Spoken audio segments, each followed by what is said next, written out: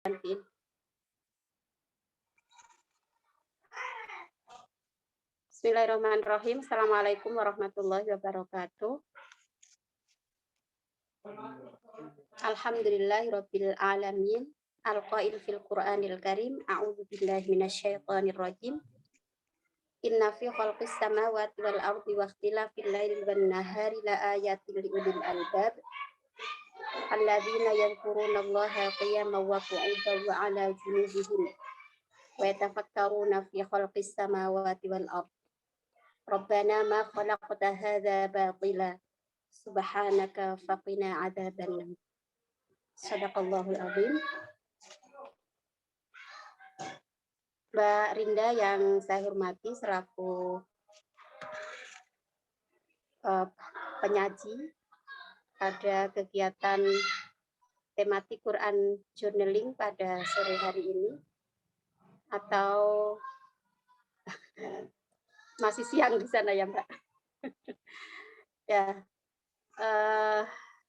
Mbak Novi sebagai admin dan juga ibu-ibu sekalian yang sudah bergabung dalam ruang ini, yang semuanya insya Allah sehat dan selalu dalam lindungan Allah Subhanahu wa Ta'ala.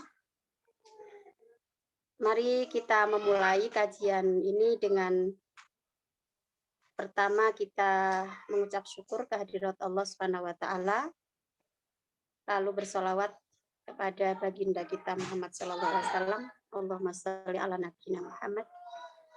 Semoga dengan rasa syukur yang terus kita ucapkan dan juga sholawat yang kita sanjungkan kepada Rasulullah SAW terus bisa mempertebal keimanan kita. Ibu-ibu yang dirahmati Allah, program tematik Quran journaling ini sudah berjalan dalam beberapa pertemuan ya, dengan berbagai pola. Alhamdulillah pada tahun 2022 ini kita memulai kembali setelah 2 minggu atau 2 pekan lalu kita membahas tentang rahasia penulisan dan bacaan Al-Quran. Nah, kita nanti akan selang-seling selama 2 minggu ya. Selain membahas tentang buku I'jazul Rasmil Quran, kita juga akan bahas tema-tema, isu-isu, topik-topik yang related to kajian Al-Quran dan tentu dengan pendekatan-pendekatan keilmuan yang beragam. Nah, pada kesempatan ini telah hadir Mbak Rinda. Nanti CV-nya tanya sendiri ke Mbak Rinda. Karena kita tidak minta CV ternyata. Oke, Mbak Rinda ini termasuk yang begitu antusias ketika TKT Internasional buka. Jadi hampir semua program itu diikuti oleh Mbak Rinda. Dan saya sangat terkesan dan kagum dengan kepiawaian beliau dalam mengkaji Al-Quran dan mengkorelasikan dengan sains. Gitu. Nah, pada kesempatan ini Mbak Rinda akan membahas tentang surat Az-Zariyat yang selama ini bagi ibu-ibu yang pernah belajar tahfidz Quran tematik sudah pernah menghafal beberapa ayat dari surat Az-Zariyat itu, yang dengan keterbatasan pengetahuan saya, mungkin saya hanya menyampaikan dari makna luar saja. Nah, pada kesempatan ini Mbak Rinda akan mengkaji dari makna harfiah, di mana Az-Zariyat yang berarti angin itu bisa juga dipahami sampai kepada peradaban manusia, kira-kira begitu. Nah, karena itu relevan dengan ayat yang saya baca tadi, yaitu di surat Ali Imran ayat 190 ya. Nanti bisa dibaca artinya. Ini bisa dikatakan sebagai ayat kauniyah atau ayat ilmiah ya. Sesungguhnya dalam penciptaan langit dan bumi dan pergantian malam dan siang itu terdapat tanda bagi orang yang mau berpikir. Gitu. Nah, jadi kita diperintahkan untuk berpikir tentang ayat-ayat Allah. Lalu siapakah orang yang ulul albab atau orang yang menggunakan pikirannya? Itu adalah orang yang mengingat Allah, baik dalam keadaan berdiri, dalam keadaan duduk, maupun dalam keadaan berbaring, dan selalu berpikir dalam penciptaan langit dan bumi ini, kemudian berdoa atau berkata, Rabbana ma khalaqta hadza batila. Wahai Tuhan kami, tidak Engkau ciptakan semua ini dengan sia-sia. Subhanaka faqina adzabannar. Maha suci Engkau, maka jagalah kami dari siksa api neraka. Kira-kira itu pengantar Ibu-ibu. Selanjutnya mari kita bersama mengucap basmalah untuk memulai kegiatan kita pada sore hari ini. Bismillahirrahmanirrahim. Waktu sepenuhnya saya serahkan ke Mbak Rinda.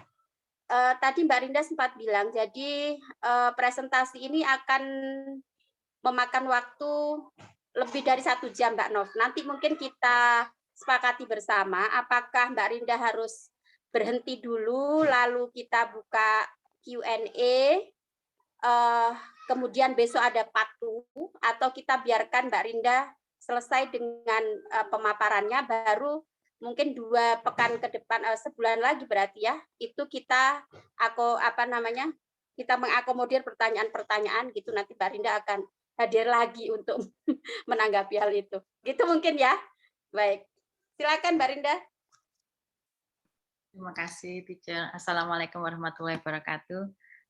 Ya, Teacher, saya usulnya sih ini, nggak usah ada pertanyaan. Itu pasti ada pertanyaan, Mbak Rin, karena menarik. Semakin menarik itu semakin ada pertanyaan. Oke, ya digunakan dulu waktunya, Mbak. Nanti kalau mungkin nanti saya akan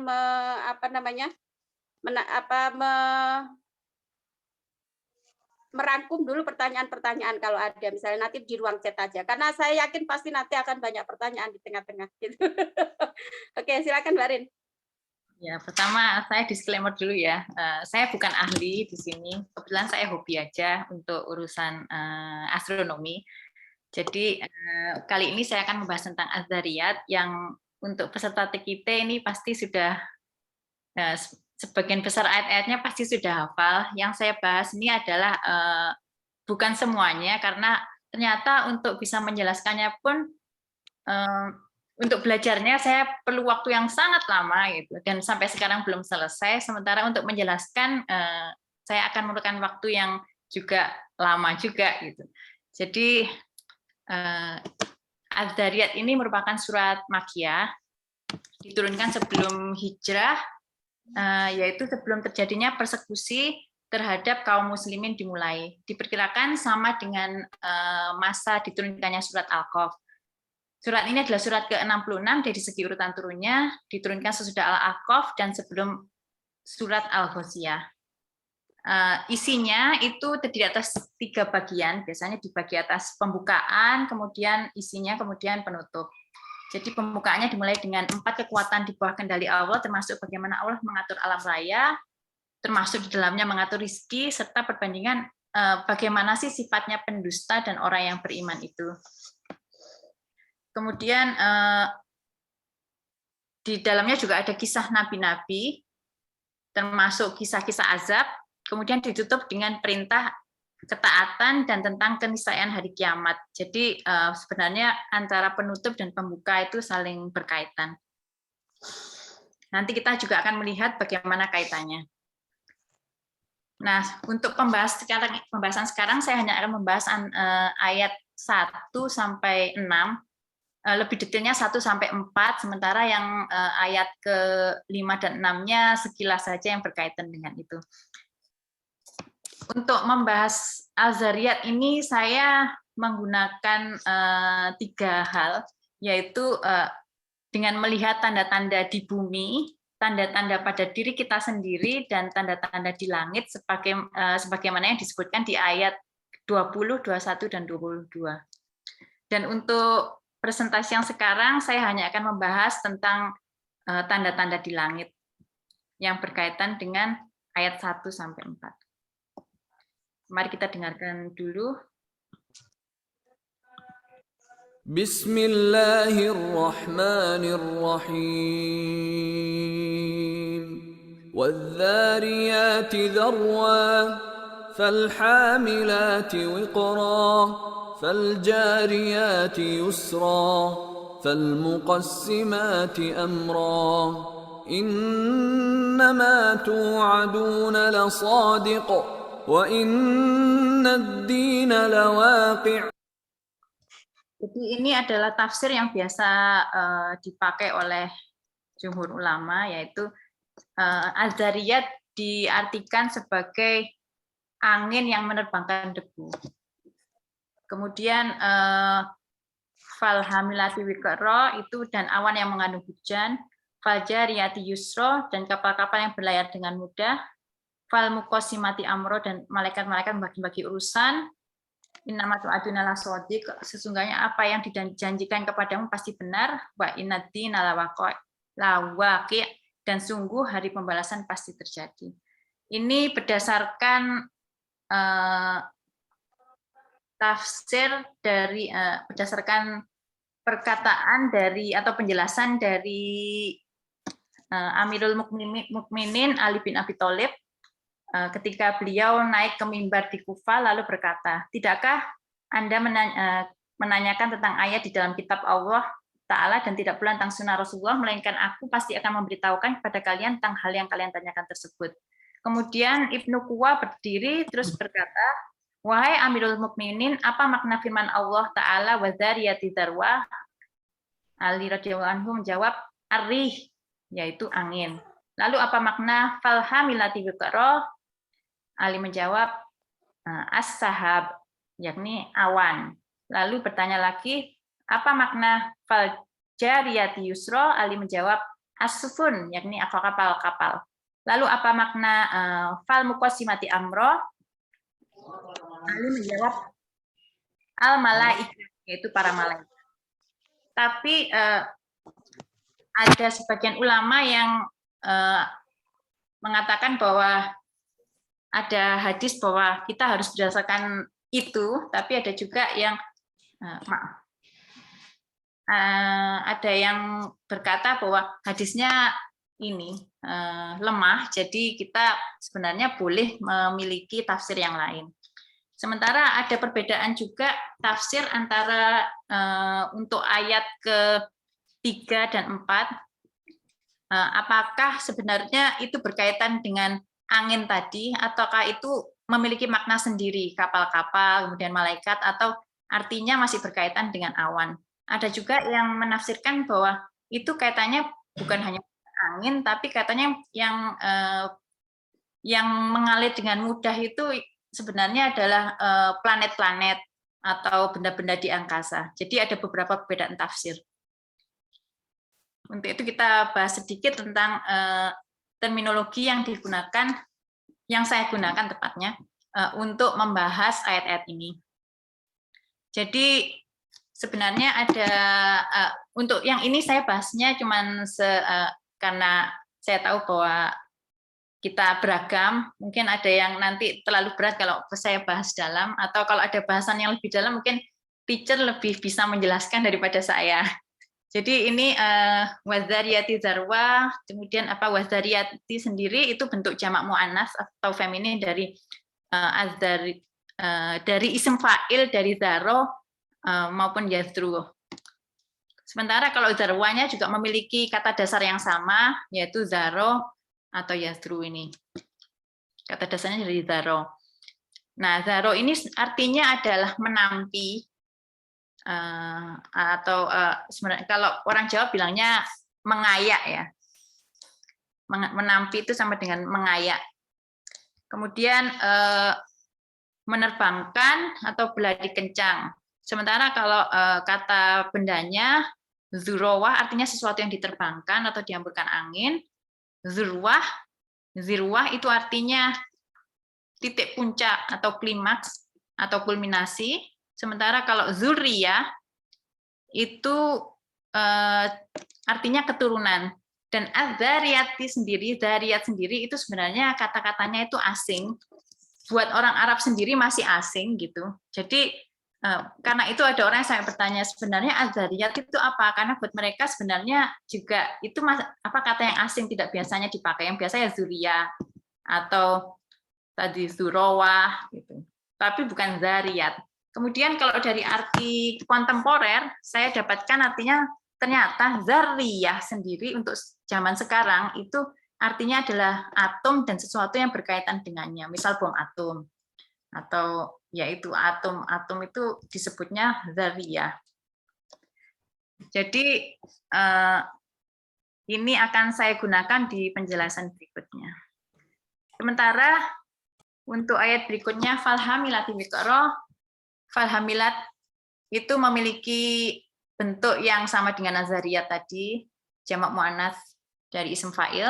Kemudian hamalah, jadi kata dasarnya hamalah. Hamalah artinya itu membawa atau hamil atau memiliki atau memegang misal kewarganegaraan atau penyakit gitu ya.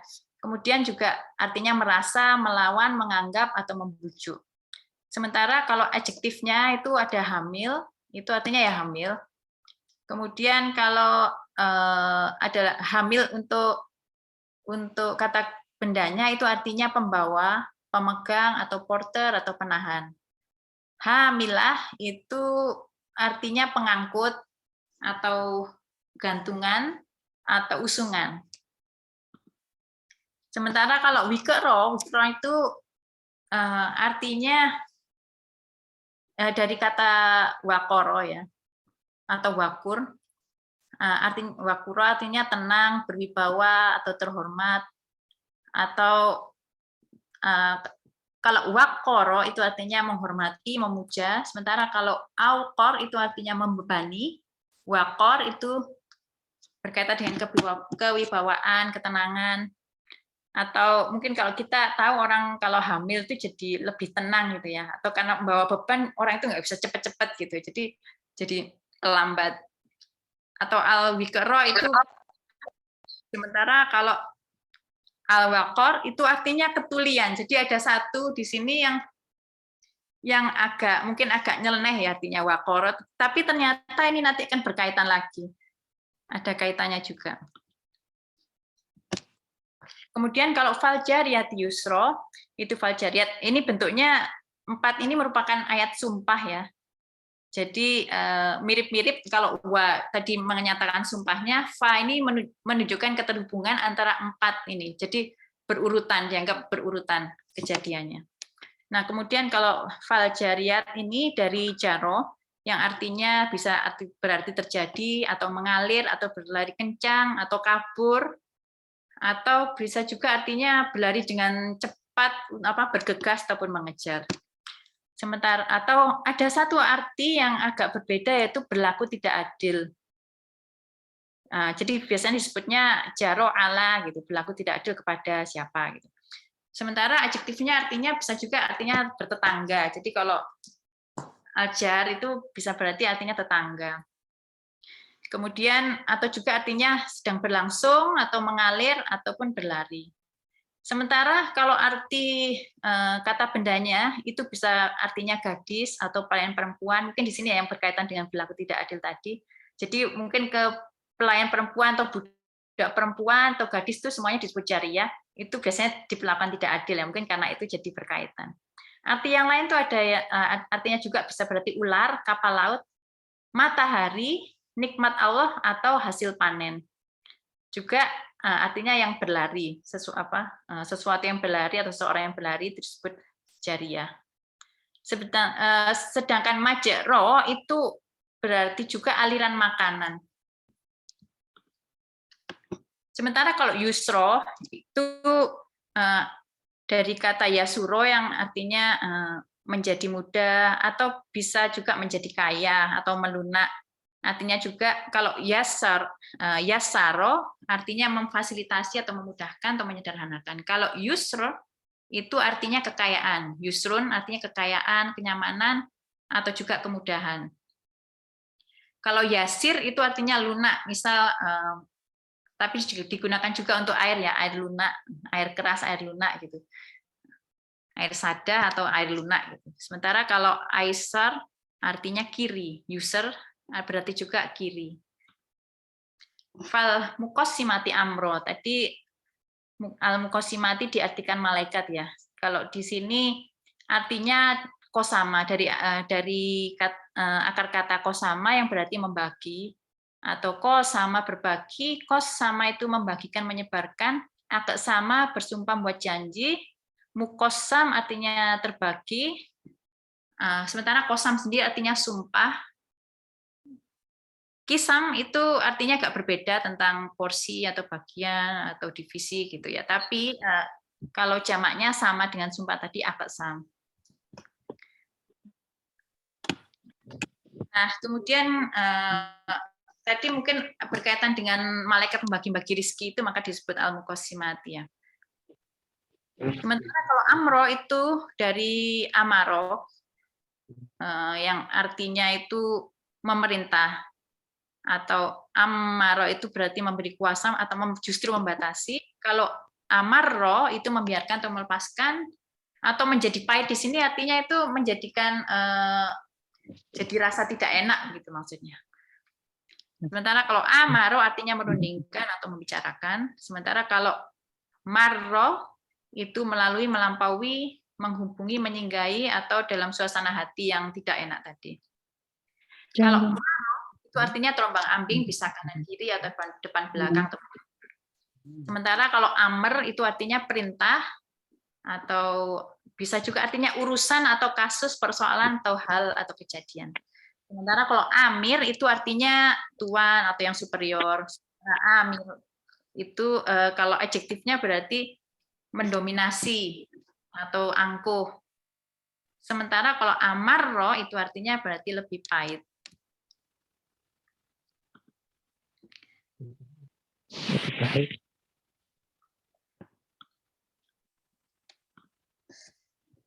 Jadi bahasan berikutnya akan saya mulai dengan tentang langit dulu. وَالسَّمَاءَ بَنَيْنَاهَا بِأَيْدٍ وَإِنَّا لَمُوسِعُونَ. Dan langit kami bangun dengan kekuasaan kami dan kami benar-benar meluaskannya. Jadi berkaitan dengan ini, ternyata pengetahuan tentang alam semesta mengembang itu ada di Quran loh gitu. Ini baru dan ini baru diketahui oleh ilmuwan akhir-akhir ini setelah adanya teleskop, kemudian mereka mengamati alam semesta. Jadi alam semesta mengembang itu pertama diamati oleh Willem de Sitter. Ini mengajukan teori semesta mengembang sekitar tahun 1916 sampai 1917. Kemudian didukung oleh George Lemaitre. Mohon maaf saya kalau bacaannya salah. Saya kurang tahu juga bacaannya yang benar bagaimana. Dan Edwin Hubble pada tahun 1920-an dengan ini menggunakan efek Doppler. Jadi kebanyakan galaksi itu ternyata mundur menjauhi galaksi Bima Sakti dilihat dari tingkat kecemerlangannya atau brightness-nya. Semakin jauh posisinya, semakin cepat ternyata kemundurannya, yaitu ditandai dengan semakin meredup dan tingkat keredupannya itu. Suara Mbak Rinda putus-putus ya? Enggak, Di tempatku enggak. jelas. Saya lanjutkan ya, Teacher ya. Kemudian George Lemaitre ini menghitung rasio antara kecepatan dan jarak kemunduran dan menghasilkan yaitu nilai konstan Hubble.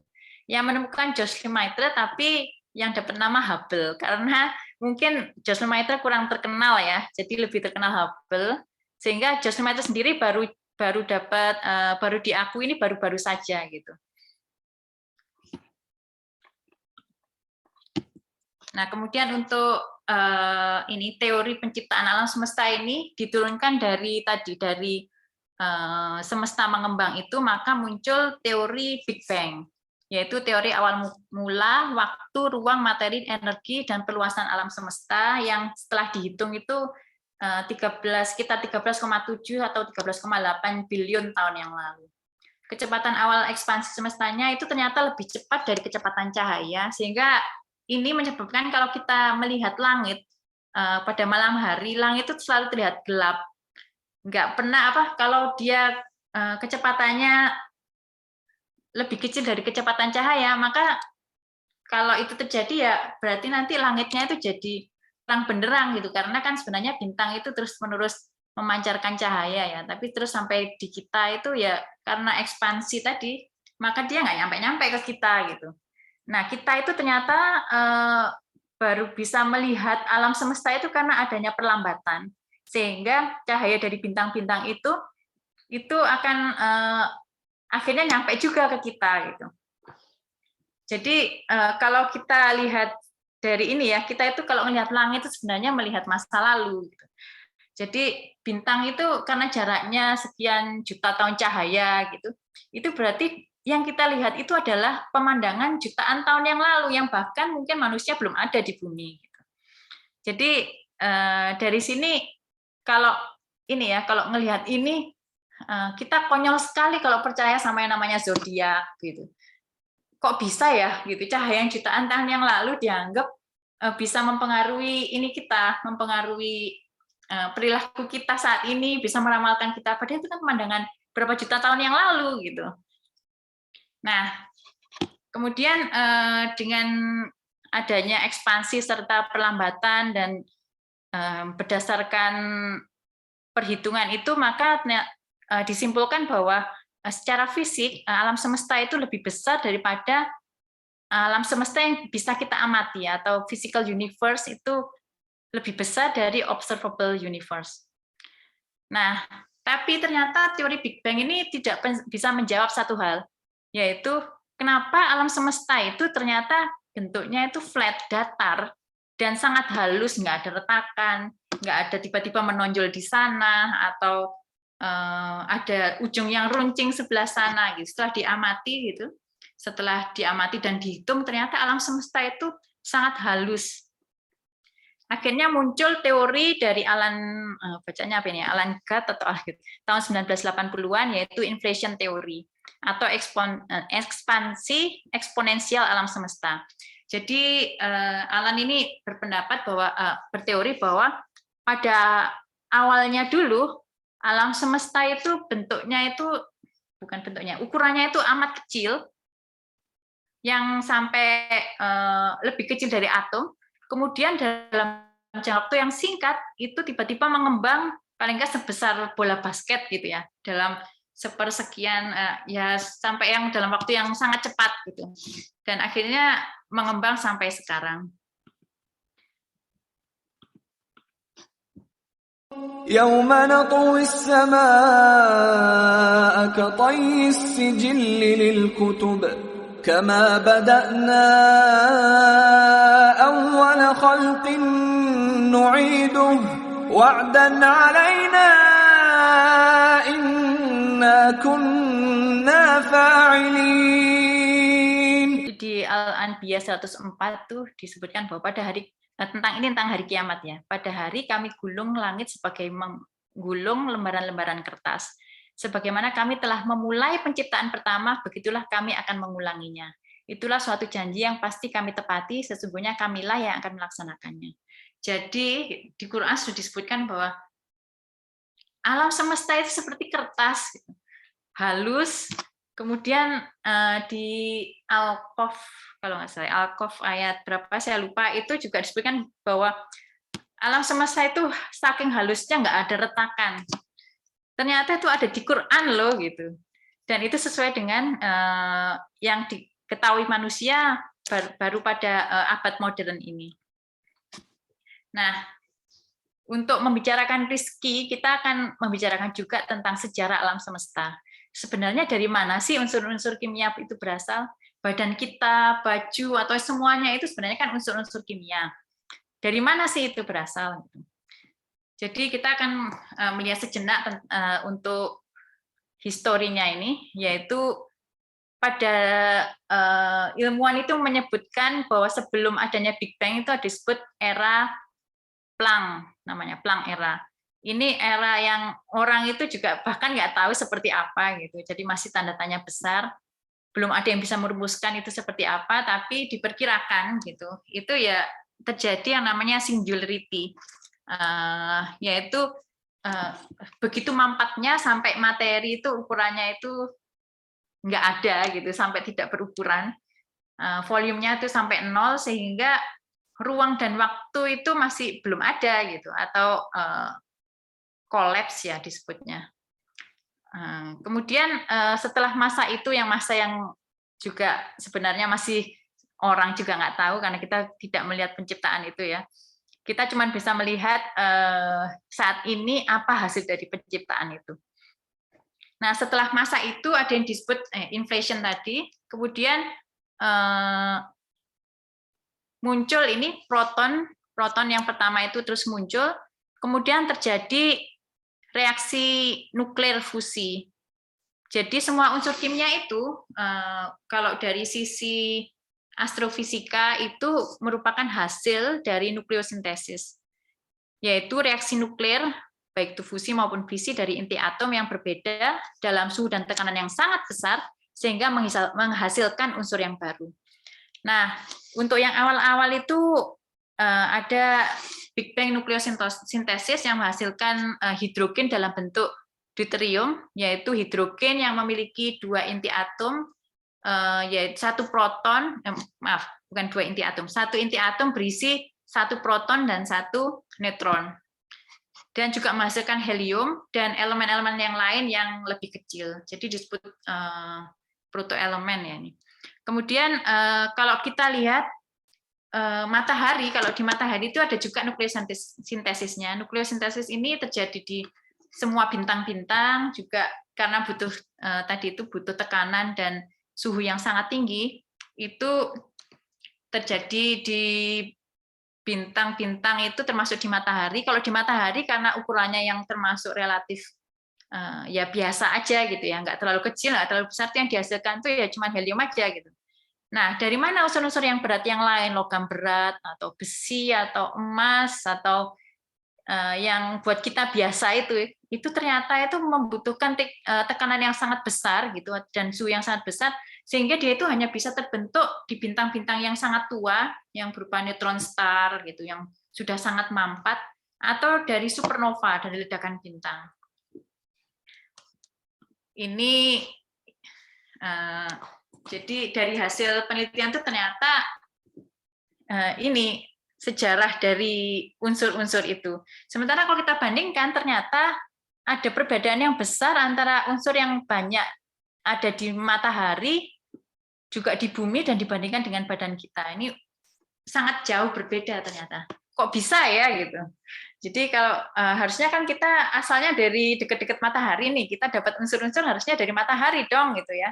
Tapi kenapa kok di matahari hidrogennya 91%, sementara yang banyak itu helium 9%, kok di badan kita itu ternyata hidrogennya itu 61% dan yang lebih banyak itu oksigen 26%, H2O ya, air, berupa air. Atau karbon yang 11%, dan sebenarnya unsur-unsur ini gitu itu nggak bisa diproduksi itu di matahari. Matahari belum cukup umurnya untuk bisa memproduksi oksigen atau karbon gitu ya. Sementara kalau di ini sendiri di permukaan bumi itu yang banyak ditemukan itu oksigen yang 47%, silikon 28%, atau aluminium 8%. Dan bahkan pada zaman dulu ada zaman ketika bumi itu masih belum banyak oksigennya. Oksigen sendiri itu kalau dari sejarah bumi itu ternyata mematikan makhluk-makhluk yang dulu gitu, yang mereka keracunan dengan oksigen itu, dan di bumi itu pernah terjadi bumi pernah mengalami masa karatan gitu gara-gara oksigen ini gitu.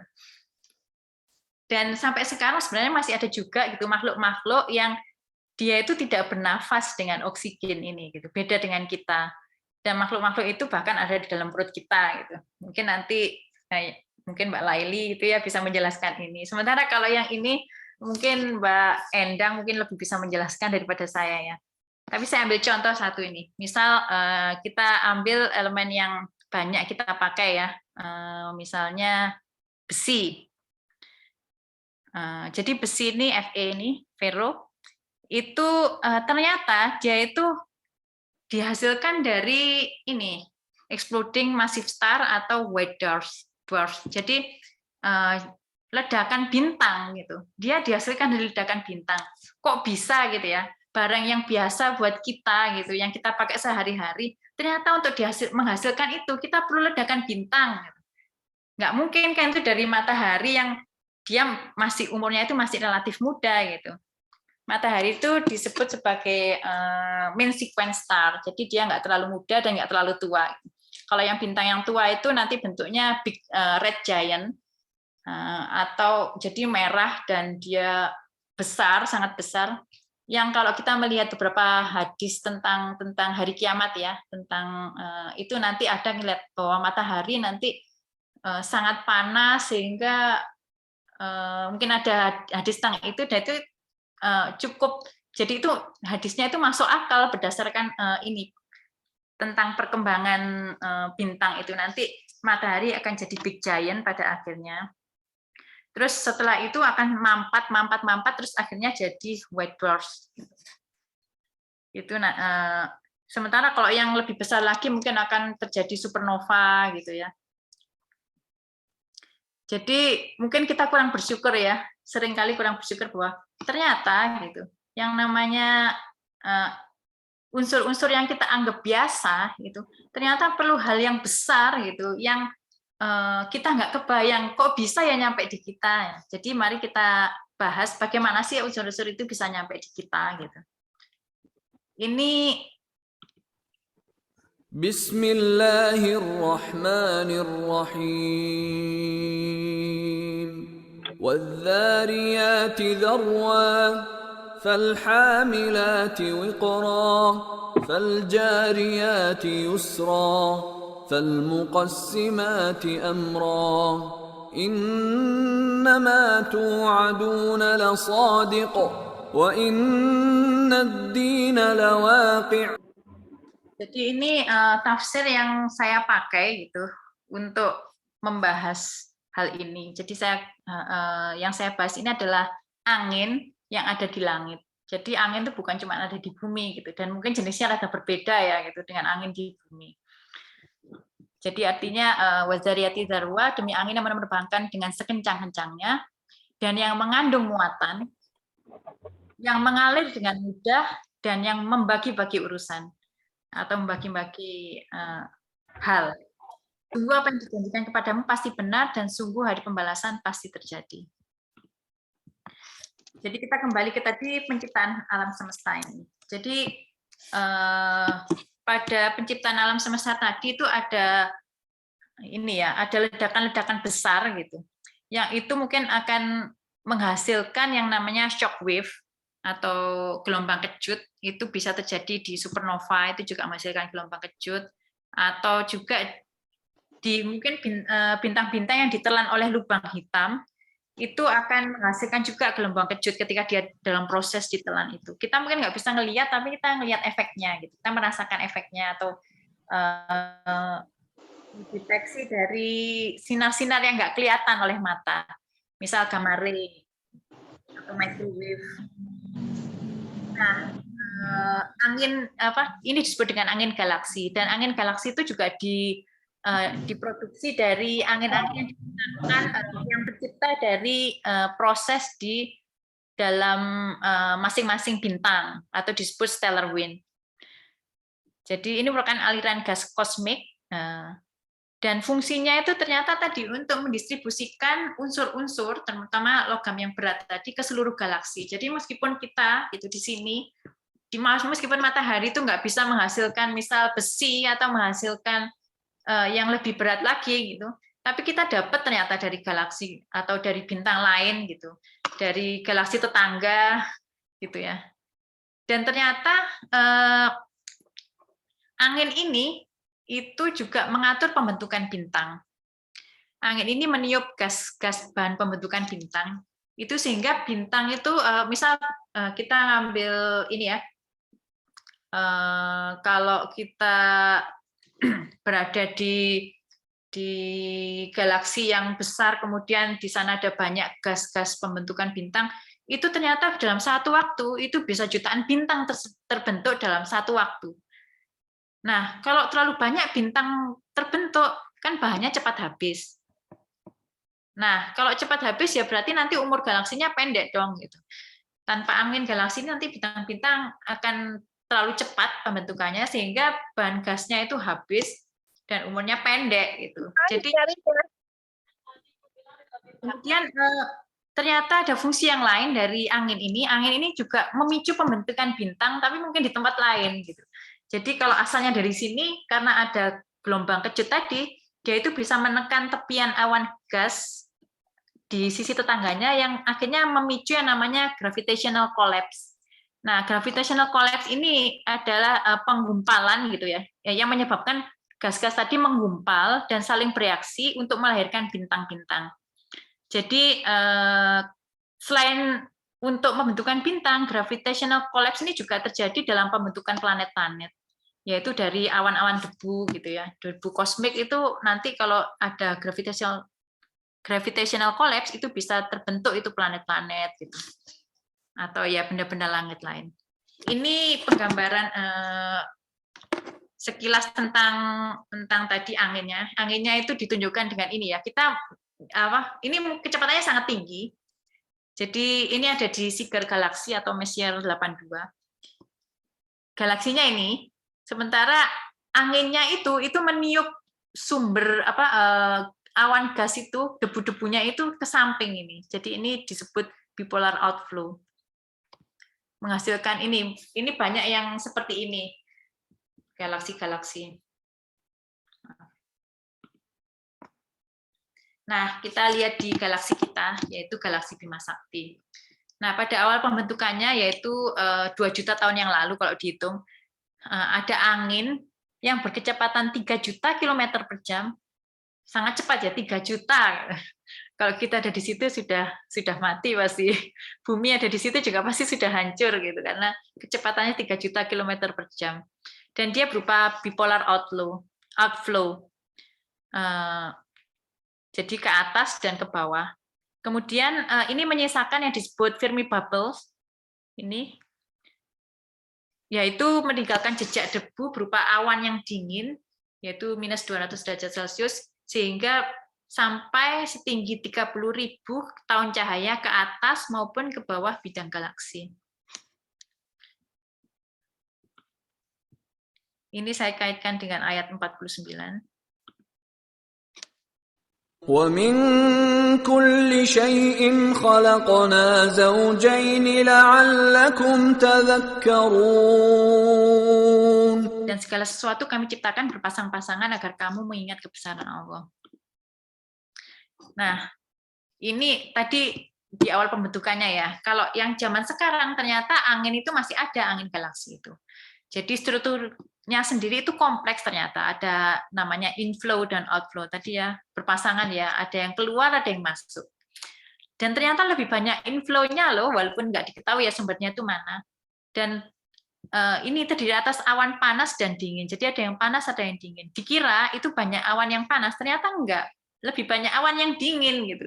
Jadi ini masih misterius bagi ilmuwan-ilmuwan kita sendiri. Ini masih banyak hal yang perlu kita pelajari, masih banyak yang nggak tahunya daripada tahunya gitu.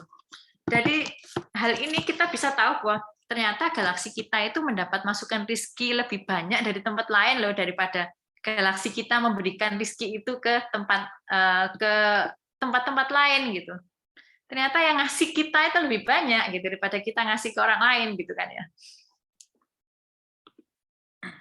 Nah, kemudian kita lihat di bintang di tata surya kita ini ya, matahari.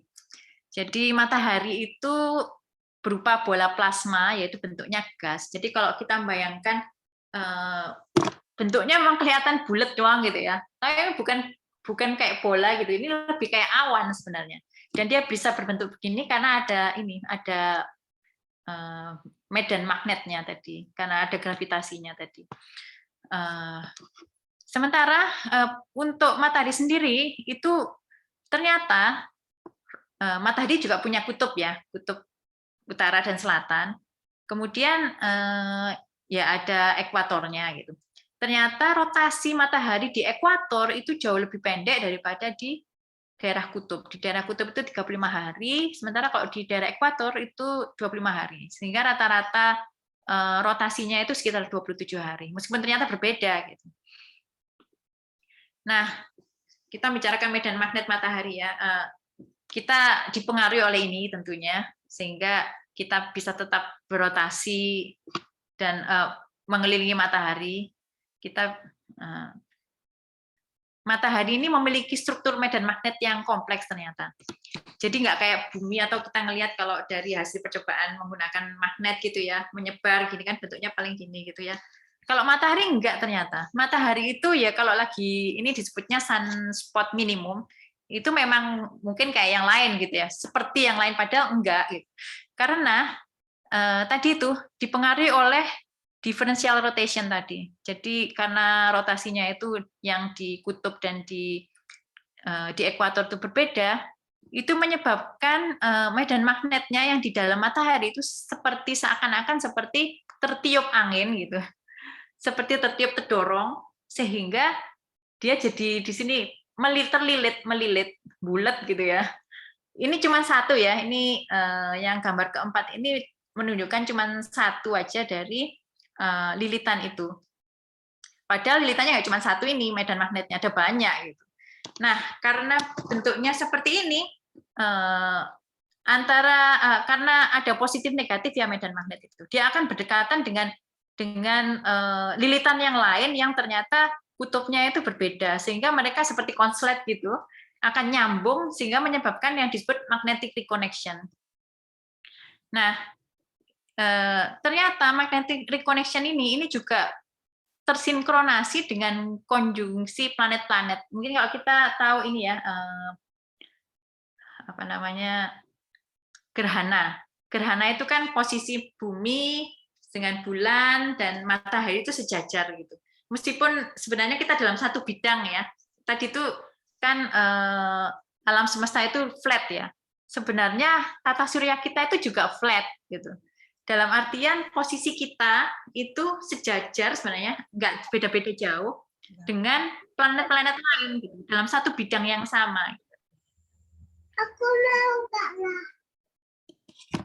Jadi ketika misal ada Jupiter gitu, kemudian dia sejajar dengan bumi, terus sama matahari, itu menyebabkan medan magnet matahari terpengaruh gitu, sehingga menimbulkan yang namanya efek pasang surut. Sementara matahari ini yang lebih aneh lagi gitu. Ternyata medan magnetnya itu kutubnya itu terbalik setiap 22 tahun.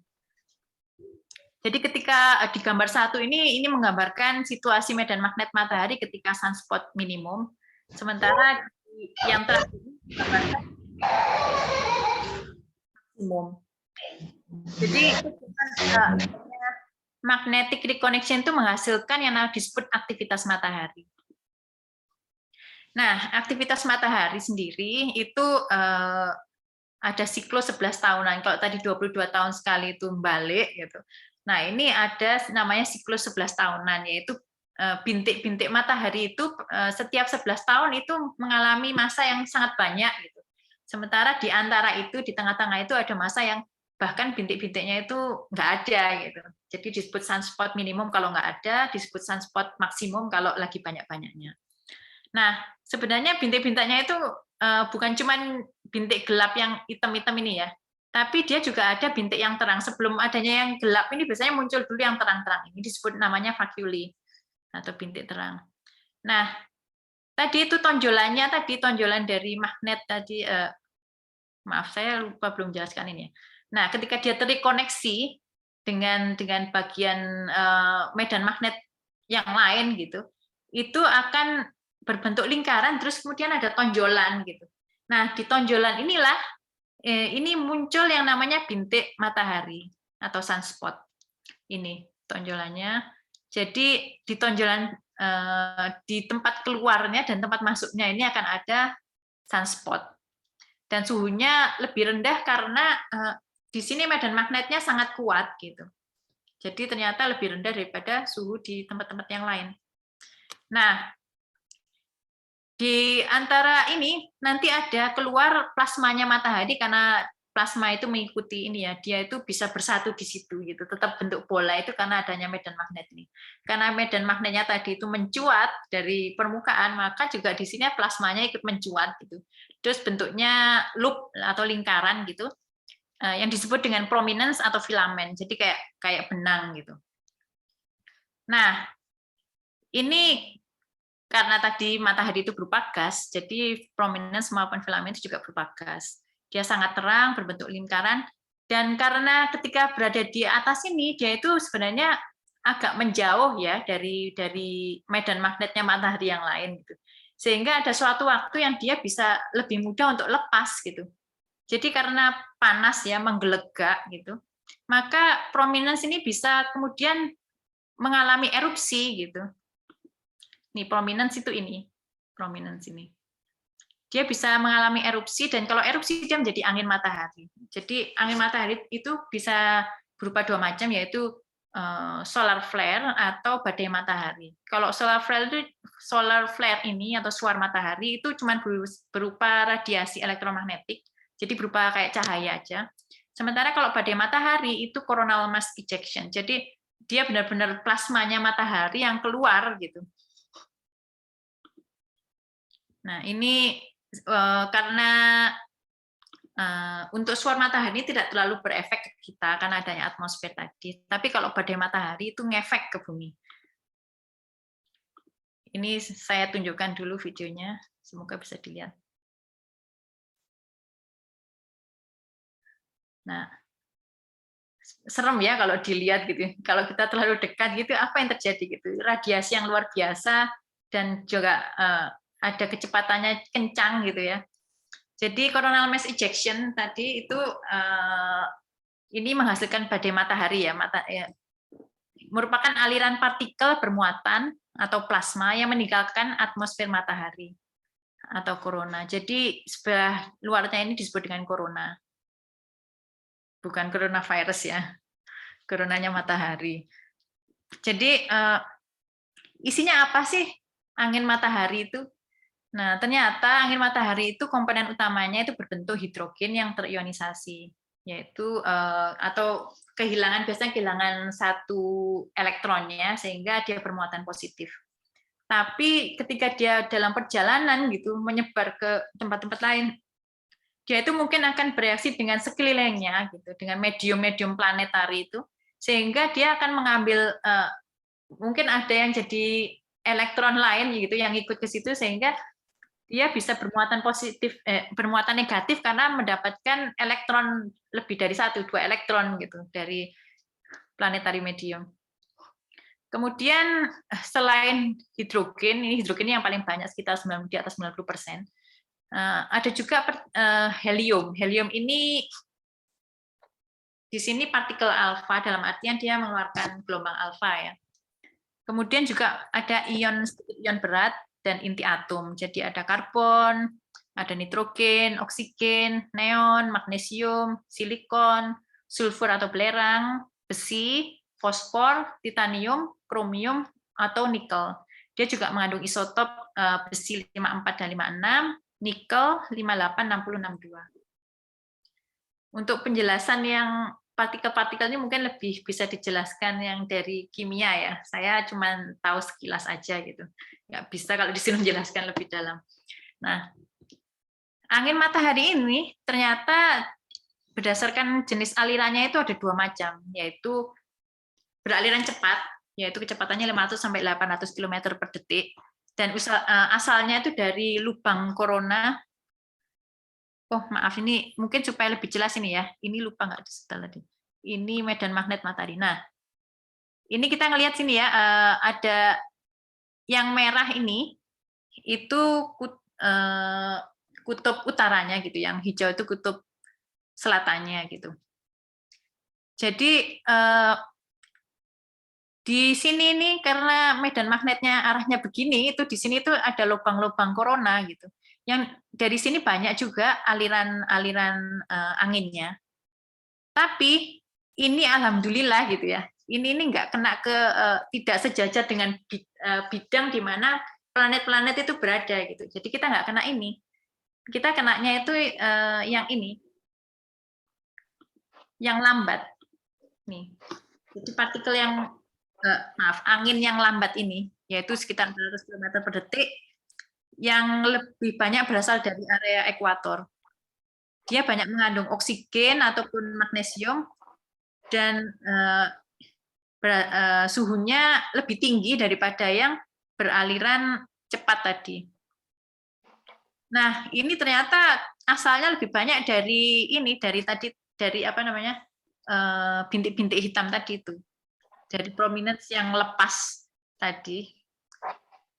Dan prominence tadi bisa begitu itu akhirnya di matahari ternyata itu menghasilkan ini hujan matahari gitu, yang siklusnya juga mirip seperti siklus air di bumi.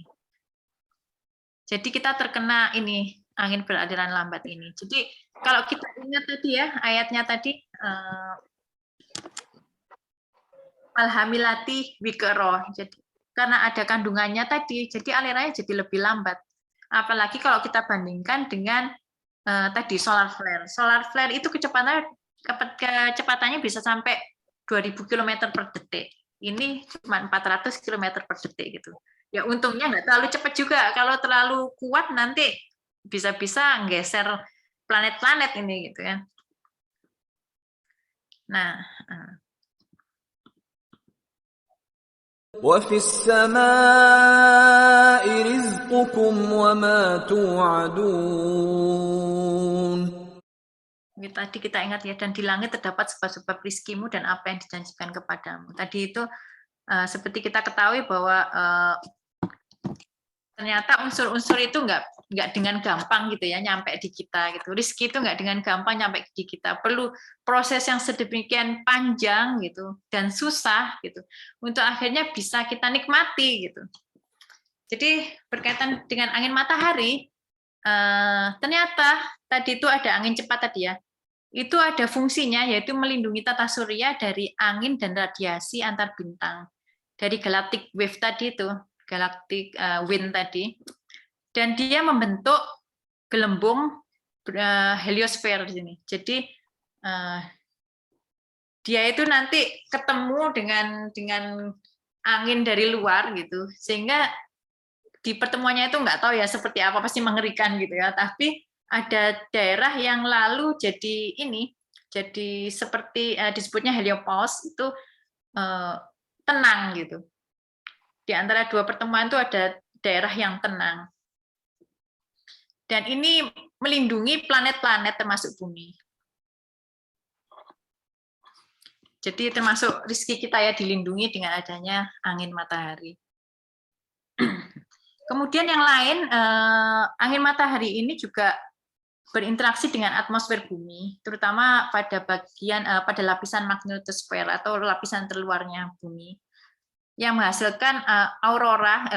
Magnet di bumi tadi karena bentuknya yang tadi itu yang bisa terkena langsung sama angin matahari itu daerah kutub, karena kan masuk gini. Sementara di tempat yang lain itu terlindungi. Jadi makanya di daerah kutub itu ada aurora. Dan aurora ini nggak ada tempat yang lain. Kalau di kita mungkin terlalu jauh ya, jadi nggak kelihatan gitu. Kalau di aurora kan dekat. Gitu. Dan angin matahari ini bisa merusak ozon pada lapisan atasnya. Kemudian angin ini juga mempengaruhi iklim di kutub.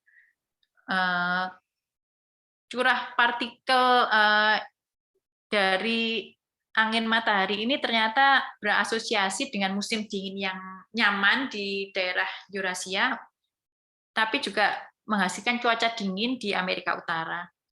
Nah, ternyata di zaman sekarang ini baru diketahui juga bahwa partikel bermuatan itu merupakan salah satu katalis pembentukan awan hujan.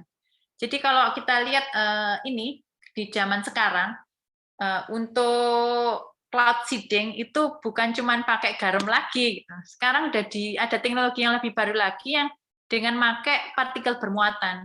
Dan ternyata ini sudah dipakai juga di sini ya, di UAE ini, di Abu Dhabi misalnya gitu. Yang kita setiap tahun itu saat ini memang hujannya ternyata lebih banyak dari zaman-zaman dulu kalau kata orang lokal. Nah, itu mungkin karena banyak cloud seeding tadi.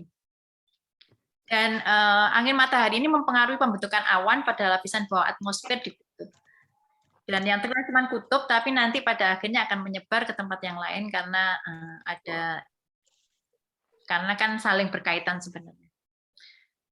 Nah, alhamdulillah cukup sekian ini presentasi dari saya. Inti dari saya ngomong dari tadi itu adalah ada satu hikmah paling besar itu adalah janganlah sampai ya jalan untuk mencari rezeki itu menjadi belenggu kita itu dalam beramal saleh. Kenapa? Karena rezeki itu dari Allah gitu. Bahkan suatu yang kita anggap gampang gitu, ternyata untuk nyampe ke kita itu ternyata nggak gampang gitu. Semoga kita lebih banyak bersyukur dengan begitu. Terima kasih. Saya kembalikan kepada Teacher Laila. Silakan Teacher. Mbak Rinda, terima kasih. Tak terhingga. Saya dari tadi, Masya Allah, la quwata illa billah. Ya, banyak hal yang kita dapatkan dari kajian sore hari ini. Di samping soal materi yang secara pribadi saya ya, terbengong-bengong itu apa, itu istilah-istilah yang sama sekali asing bagi saya. Itu satu hal. Hal lain itu adalah saya mengapresiasi betul Mbak Rinda, karena saya yakin prosesnya sangat panjang untuk mendapatkan penelitian yang semacam ini, meskipun ini bagian yang sehari-hari dikaji Mbak Rinda ya, tapi tentu mengaitkan dengan ayat-ayat yang tadi dibaca. Kemudian Mbak Rinda juga begitu detail dan ketika mengutip istilah-istilah bahasa Inggris, kemudian mencari kepadanan bahasa Arab itu butuh waktu yang tidak sebentar. Maka saya menyadari ketika Mbak Rinda ditanya, Mbak, siap belum? Belum teacher itu berapa kali? Karena memang hasilnya sampai semacam ini. Jadi saya yakin ini benar-benar ilmuwan yang religius. Ya, nah ibu-ibu sekalian, jadi kajian kita ya untuk program tematik Quran journaling ini kan dari jam 4 sampai jam 5 ya biasanya. Nah, dalam kesempatan ini tadi Mbak Rinda memang sudah izin bahwa presentasi akan menghabiskan waktu sekitar 1 jam. Karena itu saya mohon kesepakatan dari ibu-ibu sekalian, karena kebetulan di Indonesia ya, terutama di Malang ya, di Jakarta kan malah lebih akhir lagi ya. Nah, di Malang ini maghribnya agak mundur ya. Saya lihat dari hari ini masih cukup lah gitu. Sehingga saya tawarkan pada ibu-ibu di sini, apakah kita akan selesai sampai jam 5.30, andaikan toh belum tuntas, nanti kita akan ada part 2 gitu untuk membahas soal kajian Mbak Rinda yang menarik ini, meskipun ya saya bingung apa tadi istilah-istilahnya gitu. Tapi banyak hikmah yang betul kita ambil ya. Jadi sungguh ilmu Allah itu begitu luas dan hanya setitik yang kita tahu gitu ya, dan dengan setuju tambah waktu. Nah Mbak Rin, ternyata ini banyak sekali pertanyaan. Mbak Rinda kan masih siang di sana ya Mbak, kita ini yang udah sore tapi juga masih sanggup untuk melanjutkan kajian ini. Karena itu mungkin saya boleh kira-kira minta kesepakatan 5 orang lah ya, silakan di room chat. Jadi saya bisa memastikan bahwa nanti kita selesai pukul 5.30. Andaikan itu masih tetap belum selesai, insya Allah kita akan ada second round gitu. Bagaimana Ibu-Ibu, kita tambahkan waktu 30 menit untuk, oke, setuju. Baik, tadi dari Bu Ida, Mbak Novi, saya butuh 5 orang untuk, oke, Bu Yayu, raise hand juga. Nah ini karena banyak newcomer loh Mbak Rin ternyata. Oke, 2 lagi mungkin. Apakah sudah terus Uni Elwis 1 lagi ya? Kalau ada 5 orang berarti waktu saya tambahkan sampai jam 5.30 nanti. Oke. Baik. Nah, sudah ada beberapa orang nih. Mbak Fani juga 1, 2, 3. Oke, sudah lebih dari 5 orang. Baik, Mbak Rinda. Saya yakin Mbak Rinda banyak hal yang bisa dieksplor lagi di sini. Karena itu saya persilahkan kira-kira kita mengambil waktu 10 menit ya, 5.16 nanti untuk 3 penanya dulu, nanti ditanggapi Mbak Rinda, dan andaikan masih banyak pertanyaan-pertanyaan, insya Allah nanti akan kita tampung dulu pertanyaan itu. Silakan, apakah yang raise hand ini yang akan bertanya? Mbak Novi, lalu tadi Bu Yayu itu raise hand untuk setuju ditambahkan waktu atau akan bertanya? Saya beri kesempatan. Ya, saya boleh minta izin dulu. Tadi ada satu hal yang ingin saya share, tapi saya lupa nggak saya nyalakan. Oke, boleh. Gimana, Mbak? Saya Ya. share satu aja. Oke. Ya. Bentar. Maksimal 3 menit, Mbak ya. Kan moderator agak galak, boleh ya? Maaf. Ini tadi soalnya saya kelupaan, asli kelupaan. Ini yang Al-Dharo ini tadi artinya kan menampi ya. Kita lihat sebenarnya video menampi itu seperti apa. Mungkin orang pada banyak lupa.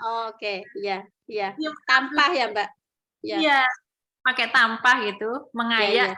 Kelihatan kan anginnya gitu, angin. Oke. Iya. Oke. Ya, cukup Mbak Rin atau masih ada ini lagi? Nah, begitu kayanya ya bahasa Arab itu. Nah, saya kok terpikir gini Mbak Rin, untuk kata angin itu kan disebutkan juga menggunakan bahasa rih. Nah, apakah ada perbedaan mungkin ya antara zariyat dengan rih itu? Mungkin kalau zariyat tadi kan Mbak Rinda menjelaskan itu angin di langit ya, bukan angin di bumi. Nah, kalau angin atau gimana? Saya cuma menjelaskan tentang angin di langit, bukan berarti nggak ada angin di bumi. Jadi kalau tafsir awalnya itu justru karena kita belum tahu yang di langit seperti apa. Tafsir pertama itu berkaitan dengan angin di bumi. Untuk angin di buminya saya ingin membahas kapan-kapan dulu gitu. Oke. Ya. Nah, saya berpikir ini sekilas dari penjelasan Mbak Rinda saya apa zariyat itu angin yang di langit, lalu rih itu angin yang di bumi. Itu spekulasi saya, tapi saya nggak ngerti ilmunya. Karena kalau termasuk tentang penyerbukan yang menggunakan angin ya, itu kan bahasanya rih, bukan zariyat. Ya, jadi wa arsalna riha lawaqih gitu. Kalau di bahasa Quran itu menggunakan kata rihun. Nah, apa itu perbedaan penggunaan bahasa dalam Quran itu mesti ada makna gitu kan. Oke. Baik, saya persilahkan Mbak Novi untuk menyampaikan pertanyaannya. Terima kasih, Teacher. Assalamualaikum warahmatullahi wabarakatuh. Waalaikumsalam warahmatullahi. Ini saya ada 2 pertanyaan. Jadi yang pertama dikaitkan dengan peristiwa Isra Mi'raj, itu kan Rasulullah pergi ke Sidratul Muntaha ya, Teacher ya, kalau nggak salah ya. Nah, itu kan Sidratul Muntaha itu akhir dari alam semesta ya, Teacher. Kalau saya baca di bukunya anak saya gitu, katanya itu akhir dari alam semesta. Nah, bagaimana Sidratul Muntaha itu dari sisi teori astronomi gitu? Apakah sudah ada teorinya atau bagaimana? Terus yang kedua, tadi saya terkesan sekali dengan yang ini ya, yang tentang aliran gas kosmik ya, bahwa sebenarnya unsur-unsur logam itu dia didistribusikan gitu ya Mbak ya, oleh aliran gas kosmik gitu. Jadi kayak misalnya logam besi gitu, itu berarti bukan dari bumi gitu ya Mbak, aslinya ya. Asalnya bukan dari bumi, tapi dari bintang gitu ya. Nah, ini saya pernah mendengarkan pengajian. Jadi ini di surat Al-Hadid ya, ayat 25, itu kan wa anzalna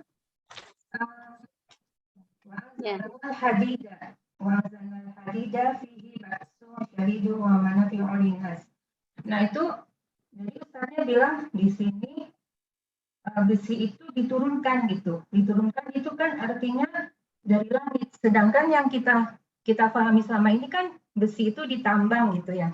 Nah, itu kenapa gitu. Nah, jadi Ustadz itu belum bisa menjawab pertanyaan itu. Dia sementara menyimpulkan bahwa mungkin karena Quran adalah bahasa sastra gitu.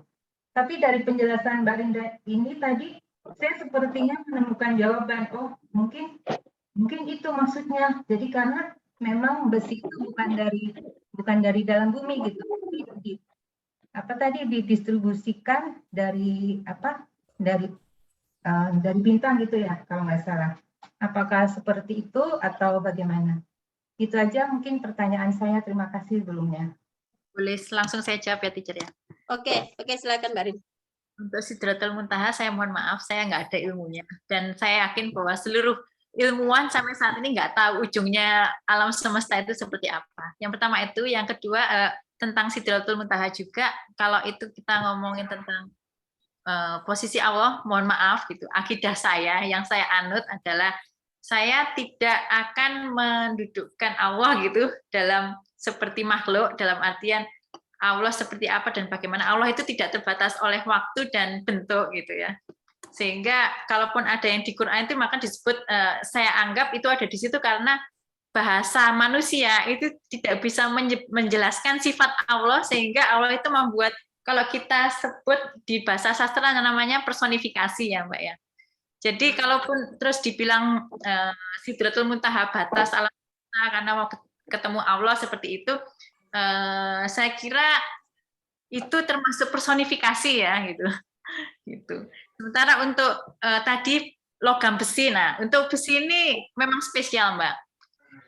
Intinya bumi, inti-inti dari planet itu menghasil ada besi di dalamnya, sehingga adanya besi itu juga yang menyebabkan adanya medan magnet gitu. Adanya medan magnet meregulasi gitu ya planet-planet. Jadi besi sendiri memang bukan hasil produksi dari matahari ya gitu. Mungkin dari hasil ledakan entah dari zaman kapan gitu, ledakan bintang-bintang yang lain yang mungkin tertiup ke kita gitu, sehingga kita dapat itu gitu. Nah, yang pertama itu. Tapi ketika pembentukan planet bisa aja itu ada di, memang pada dasarnya itu termasuk bahan pembentukan planet, sehingga inti-inti dari planet itu adalah besi. Tapi karena itu adalah inti dari planet, kita itu nggak akan pernah bisa nyampe ke dalam untuk nambang besi di dalam bumi. Nggak akan pernah bisa, Mbak. Karena apa? Karena itu ada benar-benar di dalam bumi gitu. Terlalu jauh, terlalu dalam, dan terlalu panas gitu untuk kita bisa menambangnya dari dasar bumi. Mungkin kalau ditanyakan apakah jadi makna ya, kayaknya enggak juga, karena yang benar-benar di dalamnya bumi gitu.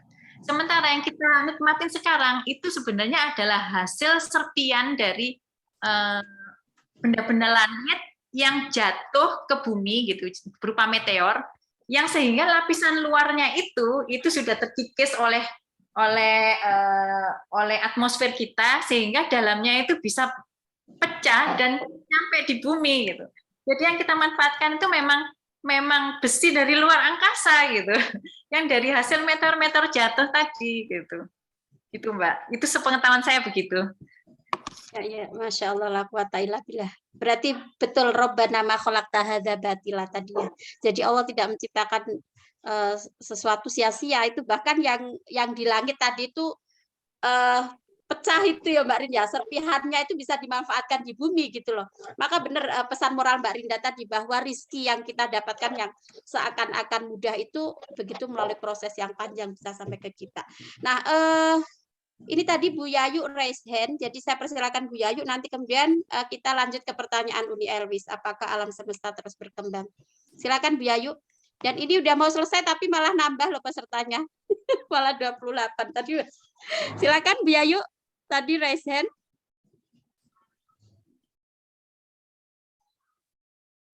Tambah di mute tuh Bu Yayu. Oke, mungkin nanggapin dari pertanyaan Uni Elwis dulu Mbak Rin. Apakah alam semesta terus berkembang? Di mute dari sana. Oh, di mute. Mbak Novi nge-mute ya? Ini mute, okay. Tadi unmute. Oh, oke. Silakan Bu Yayu. Ya, nanti pertanyaan dari Uni Elwis ditanggapi belakangan. Sekarang Bu Yayu silakan. Ya, ayat ini subhanallah ya. Jadi ayat-ayat yang luar biasa, dan dengan penemuan-penemuan yang terbaru kita semakin meyakinkan kita atas kebenaran agama yang agung ini. Jadi mudah-mudahan dengan tambahan ilmu ini, saya hanya menegaskan saja Mbak Laila, saya nggak bertanya ya, saya masih istilahnya kalau orang Jawa bilang ketenggengen istilahnya. Ya, Bu, betul. Dengan ayat yang sekian 1400 tahun yang lalu sudah sedemikian modern bahasanya ya, dengan ilmu kekinian. Jadi mudah-mudahan semakin bertambah ketundukan kita, semakin khusyuk sujud kita, rukuk dan sujud kita kepada Allah dengan menatap segala ciptaannya itu dengan penuh ketakjuban ya. Jadi upaya manusia yang terakhir pun ternyata juga menunjukkan bahwa ayat-ayat Al-Quran itu adalah suatu mukjizat yang luar biasa. Mungkin itu saja Bu Laila, semoga selalu sukses ya untuk semakin membuat kita tunduk di hadapan Allah dengan mengkaji Al-Qur'an. Semangat untuk Mbak Lela dan teman-teman. Terima kasih. Oke, Bu, Assalamualaikum terima warahmatullahi kasih. wabarakatuh. Nggih. Kenalkan Bu, Mbak Rinda ini Arema, Bu. Oh, Arema Arema. yang tinggal di Dubai, ya. Oh, subhanallah. Injil, waduh. Tanpa batas sekarang ya. Injil, Nggih, alhamdulillah. Bu. Terima kasih. Nggih. Nah, kita lanjut ke pertanyaan Uni Elwis tadi dulu, Mbak Rinda. Apakah alam semesta terus berkembang? Kalau berdasarkan penelitian sekarang masih terus berkembang, masih belum berhenti sampai sekarang.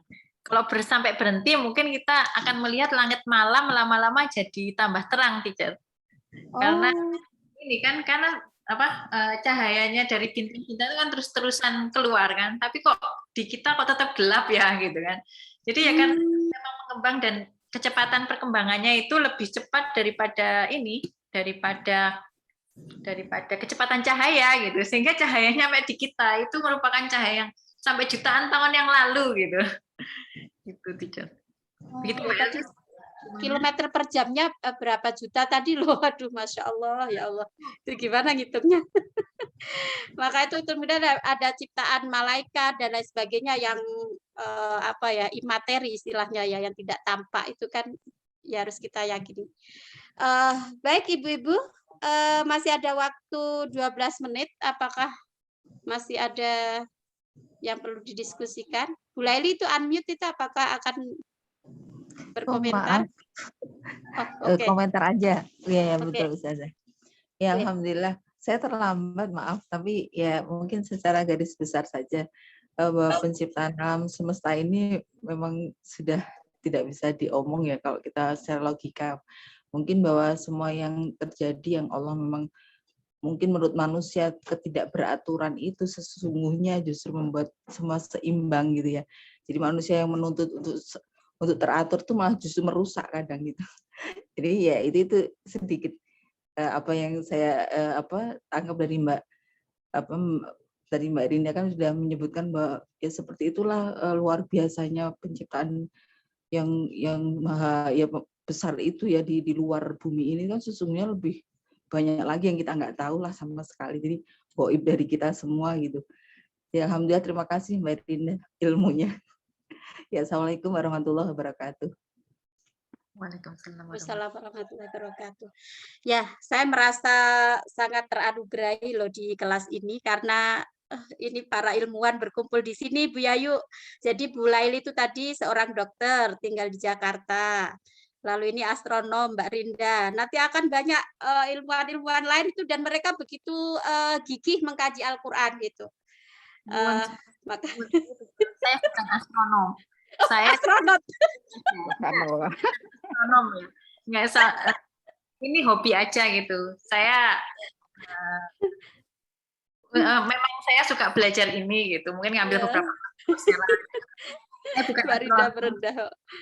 Dan itu tadi loh, yang memukau saya Mbak Rinda itu menemukan detail-detailnya kata-kata dalam Al-Qur'an, apa mufradatnya tadi, wah luar biasa. Oke, nah ini tadi ya Mbak Melan silakan. Bu Uswatun izin bertanya. Lalu tadi sebelum itu ada Bu Muhtadawati yang bertanya bagaimana rumah kaca bisa merusak lapisan ozon, kemudian hubungannya dengan angin yang bergerak.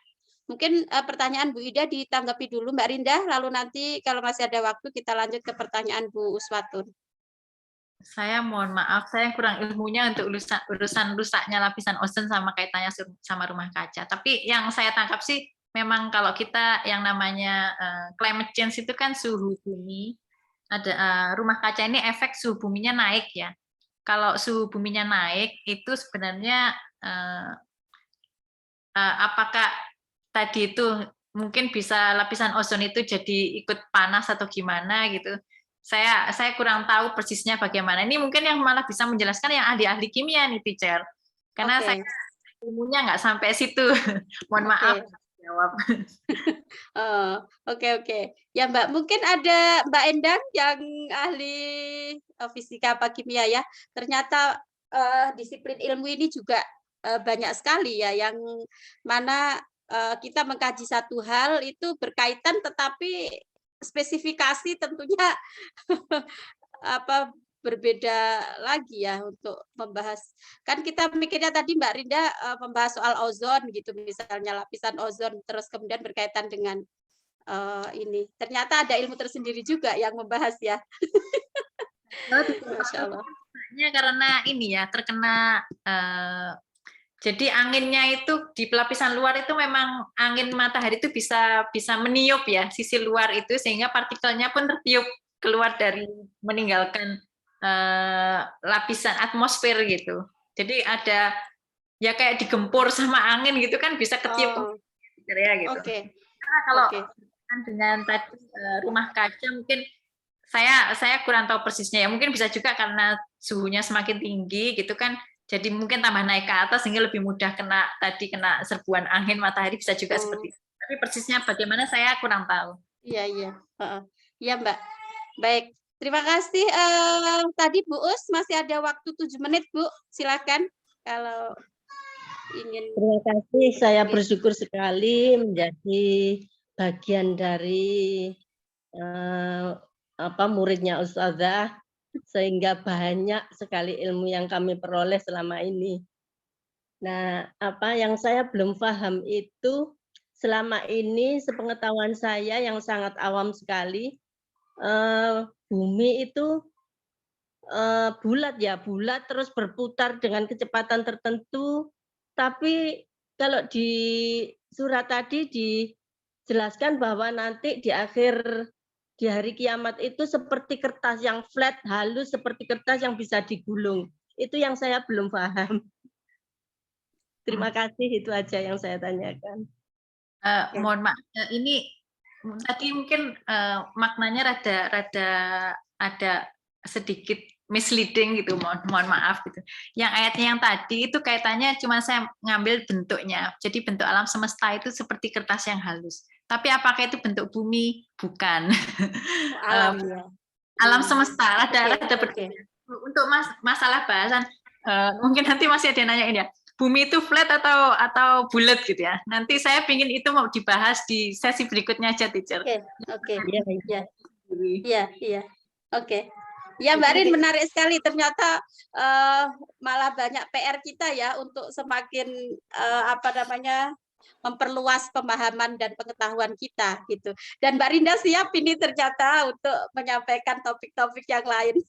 Ya. Oke. Cijle masih boleh nanya nggak, Cijle? Oke, silakan. Ya, Mbak Alia masih ada waktu 5 menit. Ya. Rin mau nanya dong, itu kan kalau ini yang mengenai nanti kalau bintang-bintang itu pada saat mereka tua menjadi merah ya, kalau nggak salah tadi ya Rinda bilang gitu kan, jadi merah kayak membara gitu. Terus pada saat itulah baru dia akan meledak, begitu ya kira-kira ya?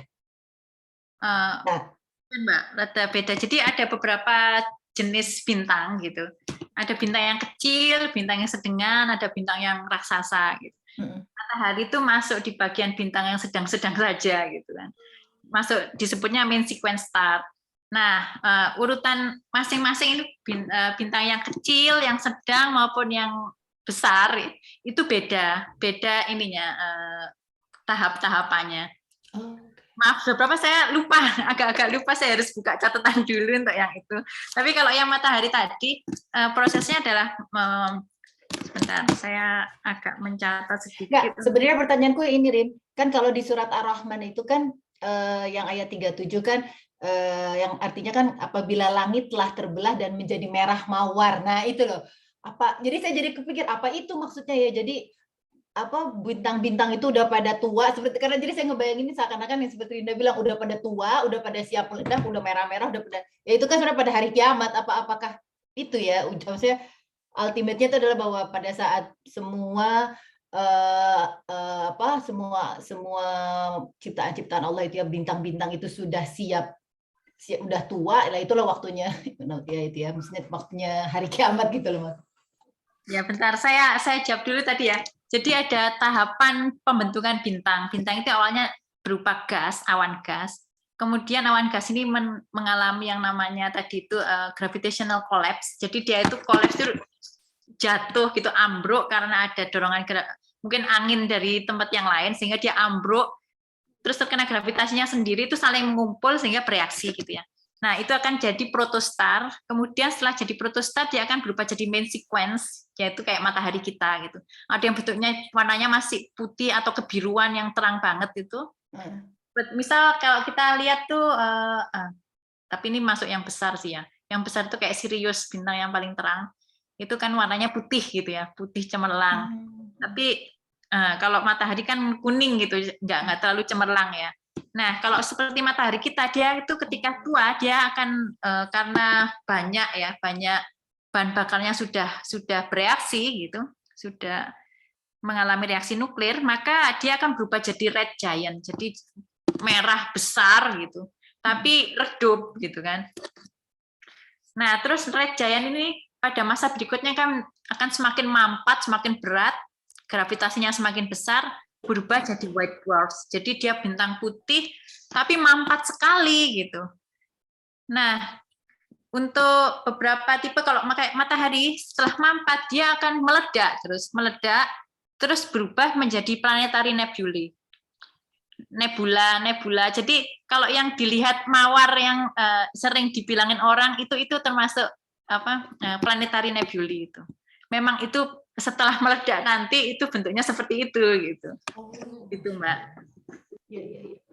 Nah, mungkin berarti itu yang bahasa dalam Ar-Rahman Wardatang kajian itu ya. Iya, betul. Itu kayaknya yang nanti mungkin itu ada kajian tersendiri juga itu Mbak Alia, bisa kita kaji. Maksudnya tadi menyambung dengan kata Mbak Rinda seperti mawar. Wardah kan mengartinya bunga mawar ya. Dihan itu semacam benda panas gitu loh. Kalau nggak salah artinya itu. Soalnya makna lain dari dihan itu bisa berarti balsem. Iya, di sini menghilap ya kalau diindikan kayak minyak begitu kan dibilangnya. Nah, ya itu berarti mungkin nanti ada penjelasan lebih lanjut ya mengenai ayat. Jadi gimana Mbak Alia, apa sudah bisa di ini? Oh, sudah, makasih. Baik. Nah, Ibu-ibu sekalian, apa hal yang bisa kita ambil hikmah dan ibroh dari kajian kita pada sore hari ini ya. Jadi Al-Quran itu benar-benar memberi inspirasi bagi kita untuk terus memperdalam ilmunya yang tiada batas ini. Ya, semoga kita saling bahu-membahu ya, terus bisa istiqomah mengkaji ayat-ayat qauliyahnya yang ada dalam lembaran mushaf itu, dan juga ayat-ayat kauniyah yang itu disampaikan Mbak Rinda tadi masih sebagian kecil ya, masih sebagian kecil dari apa yang dijelaskan gitu. Sehingga itu tadi mungkin pesan kita bersama bahwa ilmu itu tidak akan habis kita mengkajinya ya. Kita mulai dari hal-hal yang kecil gitu, insya Allah jika kita lakukan dengan istiqomah, insya Allah nanti akan kita rasakan manfaatnya. Mbak Rinda, apakah ada closing statement kira-kira 2 menit gitu sebelum kita akhiri? Ya, Tica sebenarnya tadi itu masih ayat 1 sampai 4 ini ternyata setelah saya menggali itu mau disambungin ke ilmu yang mana aja itu nyambung, Teacher. Ada satu hal yang saya masih penasaran sebenarnya, tapi saya belajarnya baru sedikit sekali. Kalau di sini ada yang berkutat di astrofisika gitu, yang berkaitan dengan partikel-partikel kecil seperti boson atau macam-macamnya itu, saya kok curiga gitu ya.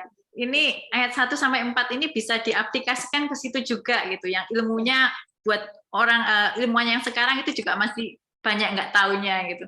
Bisa nggak sih kalau ada ilmuwan Muslim gitu yang menggali itu, jangan-jangan sebenarnya dari Quran itu kita bisa dapat banyak sekali ide-ide gitu yang kita cari gitu.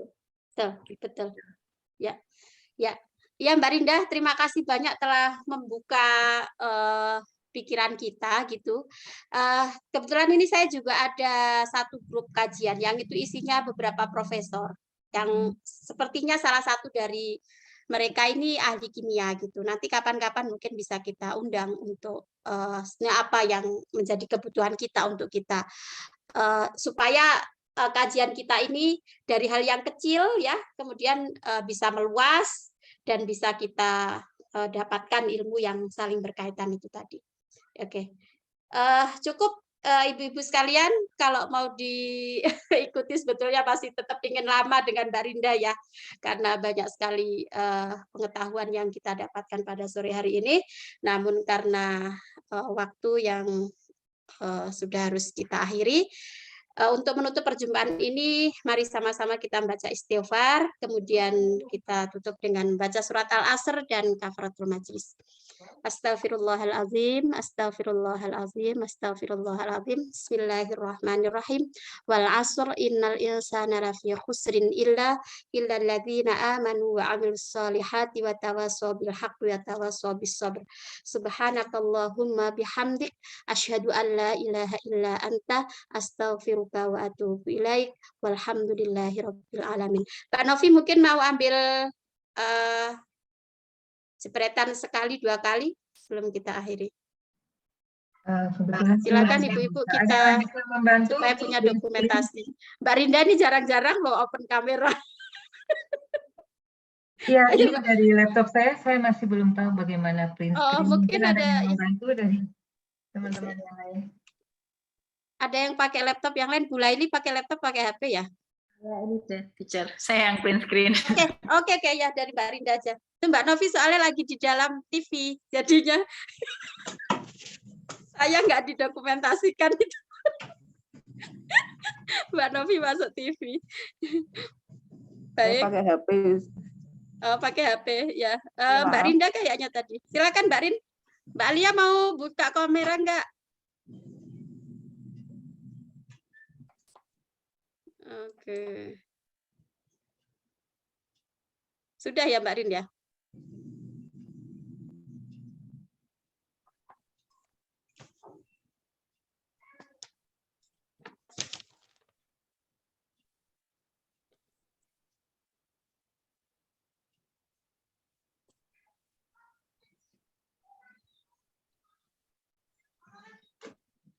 Mbak Rinda nggak nyala itu soalnya mic-nya. Oh iya, maaf teacher, lupa. Ya. Yaudah, saya ulang ya. Oke. Mari silakan yang mau. 1, 2, 3.